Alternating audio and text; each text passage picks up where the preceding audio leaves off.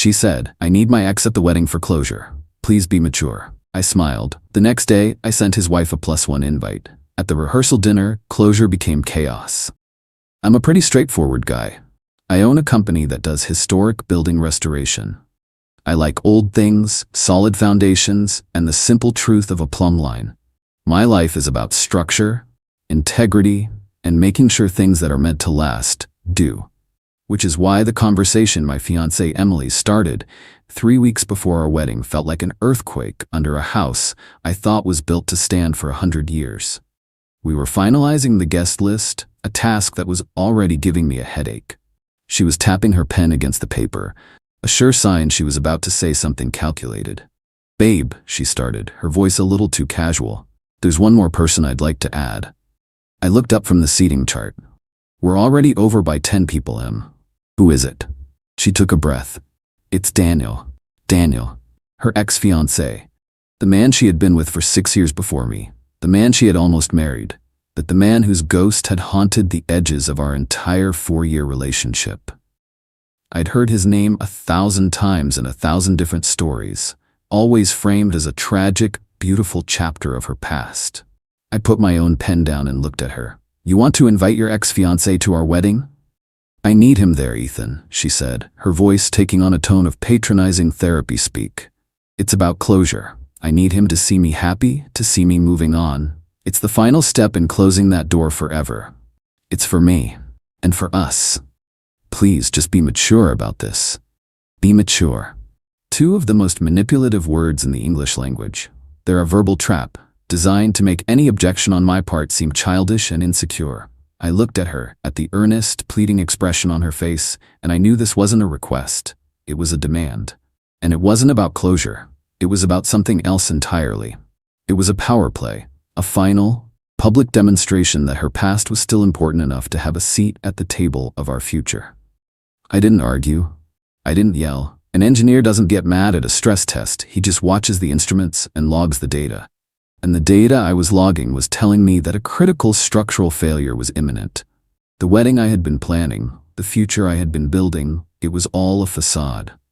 So I smiled. A calm, warm, understanding smile.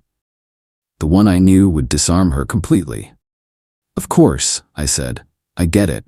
If it's important to you, then it's important to me. Send him an invitation."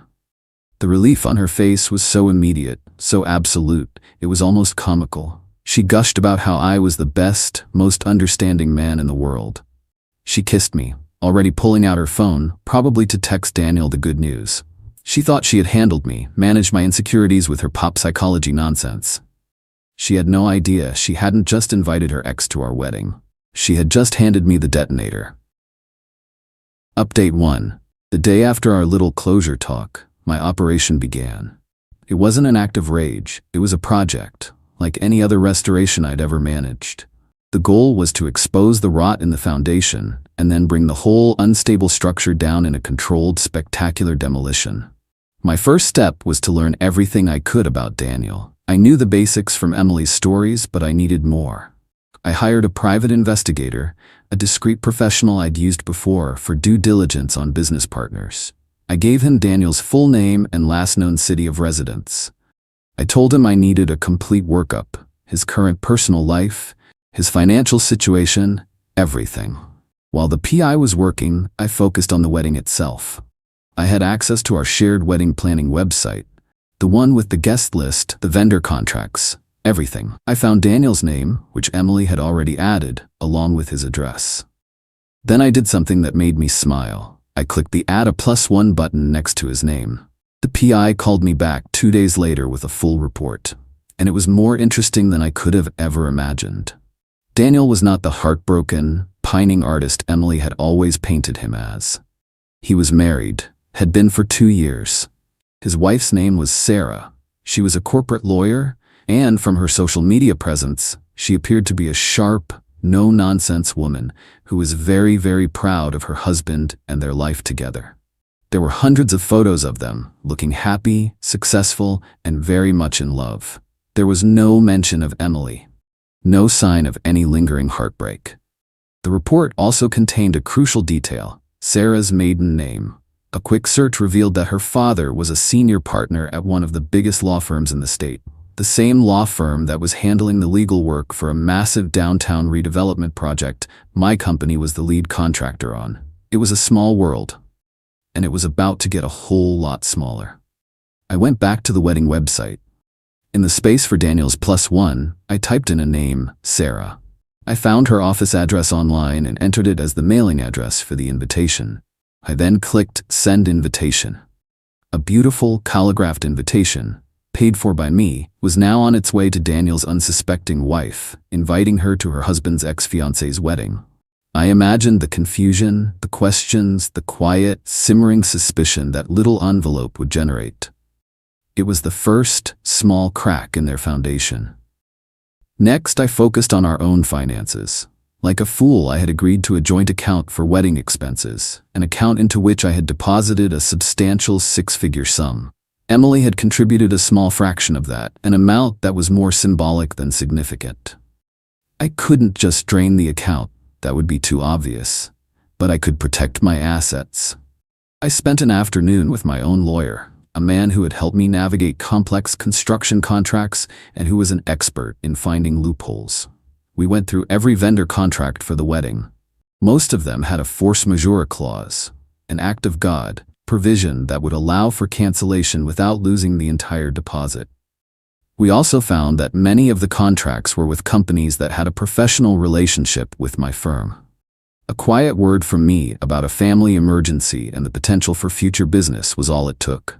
One by one, I began to dismantle the wedding, not by canceling, but by postponing indefinitely. The venue, the caterer, the florist, they all agreed to hold my deposits as credit for a future, unspecified event. I was turning our wedding into a ghost, an apparition that existed on paper but had no substance. While I was quietly gutting the wedding, Emily was blissfully unaware, completely absorbed in the drama of her own making. She told me Daniel had RSVP'd yes. She was giddy with excitement. She talked about the beautiful, healing conversation she would have with him at the reception. She even had the audacity to ask me if I was okay with it, if I was feeling secure. I just smiled and told her I trusted her completely. The final piece of my plan was the rehearsal dinner. It was scheduled for the Friday night before the wedding, at a private room in an upscale restaurant. The guest list was smaller, just the wedding party and immediate family. Daniel, of course, was on that list, and so was his +1. I needed to make sure Sarah would be there. I needed to ensure the explosion happened in the most contained, most impactful way possible. So I took a risk. I reached out to a junior partner at her father's law firm, a man I had a good working relationship with. I told him I had a very sensitive, personal matter to discuss. We met for a drink. I didn't tell him everything.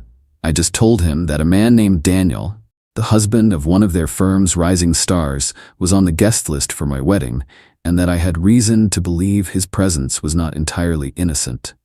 I told him I was concerned that there might be some professional blowback if a scandal were to erupt. It was all I needed to say. The man understood the language of corporate risk management. He promised to look into it and ensure all parties were aware of the potential optics. I knew he would go straight to Sarah's father, and I knew her father would go straight to her. I hadn't just invited her to the party. I had made her attendance a matter of professional and familial duty. The stage was set. The actors were all in place. All I had to do was wait for the curtain to rise. Update 2. The night of the rehearsal dinner was a masterclass in controlled chaos. The private room at the restaurant was beautiful, all dark wood and soft lighting. My family was on one side, Emily's on the other. Her parents were in their element, holding court, basking in the glow of a wedding they believed would elevate their social standing. Emily was practically vibrating with a nervous, excited energy. She kept glancing at the door, waiting for her guest of honor to arrive. Daniel arrived first, alone. He was exactly as I had pictured him, handsome in a bland, generic way, with the easy, unearned confidence of a man who has never been told no. He and Emily shared a hug that was a little too long, a little too familiar. I watched from across the room, my expression a perfect mask of polite indifference. Emily brought him over to introduce him to me. "Ethan, "This is Daniel," she said, her voice bright and cheerful. "Daniel, this is my fiancé Ethan." We shook hands. His grip was firm, his eyes full of a kind of pitying condescension. He was sizing me up, the man who had replaced him, and he had already found me wanting. "Great to finally meet you, man," he said. "Emily has told me so much about you." "Likewise," I said. "I feel like I know you. It's a brave new world, isn't it? Where fiancés and ex-fiancés can all be one big, happy, mature family." His smile faltered for a fraction of a second. He wasn't used to his presence being acknowledged so directly. He was used to being the secret, the ghost. Then the door opened again, and Sarah walked in. She was stunning, tall, elegant, dressed in a sharp, impeccably tailored power suit that made her look like she could negotiate a hostile takeover between appetizers. She scanned the room, her eyes sharp and intelligent, and landed on her husband. A slow, cold smile spread across her face. Daniel's blood ran cold. I could literally see the color drain from his face. He looked like a man who had just seen a ghost of his own, the ghost of his comfortable, well-funded future. "Sarah," he stammered. What are you doing here?" "What do you mean, darling?" she said, her voice dripping with ice. "I got an invitation, a +1 to be exact. I wouldn't miss it for the world." She walked over to him and gave him a searing, possessive kiss on the lips, her eyes locked on a stunned and horrified Emily. The atmosphere in the room, which had been buzzing with cheerful conversation, went dead silent. Everyone was staring. Emily looked back and forth between Daniel and Sarah, her carefully constructed fantasy of a tearful, romantic reunion imploding in real time. Sarah turned her attention to Emily, her smile widening. "You must be Emily," she said, extending a hand. "Daniel has told me so much about you." It was a lie, of course. A beautiful, vicious lie. "It's so progressive of you to invite your ex to your wedding. Most women wouldn't have the confidence, or the nerve." The dinner that followed was the most excruciatingly awkward social event I have ever witnessed. Sarah was a master of psychological warfare. She dominated the conversation, telling long, detailed stories about her and Daniel's wonderful life together. She talked about the house they were building, their upcoming trip to Tuscany, their plans to start a family. With every word, she was drawing a thick, black line under a single, brutal fact. Daniel was hers. He was not available for closure. He was not a free agent in Emily's emotional psychodrama. Emily just sat there, crumbling. Her face was pale, her hands were shaking. She could barely eat. Daniel looked like he wanted to crawl under the table and die. He kept shooting desperate, pleading glances at me, as if I could somehow save him. I just gave him a small, tight smile and took a sip of my wine. The final blow came during the toasts. My best man gave a heartfelt, funny speech. Emily's maid of honor gave a tearful, rambling one. Then Sarah stood up, her wine glass in her hand. "I'd like to propose a toast," she began, her voice ringing with a false, cheerful sincerity. "To the happy couple. Emily, it takes a special kind of woman to maintain such a powerful connection to her past. And Ethan?" she said, turning to me, her eyes glinting with a newfound sense of alliance. "It takes a very, very special kind of man to be so wonderfully accommodating. May you both get exactly what you deserve." The toast landed like a lead balloon in the silent room. After that, the party fell apart. Emily, on the verge of a full-blown meltdown, made a hasty excuse and practically ran out of the restaurant, her parents trailing behind her, their faces a mixture of confusion and fury. Daniel, after a hissed, whispered argument with his wife, followed them out.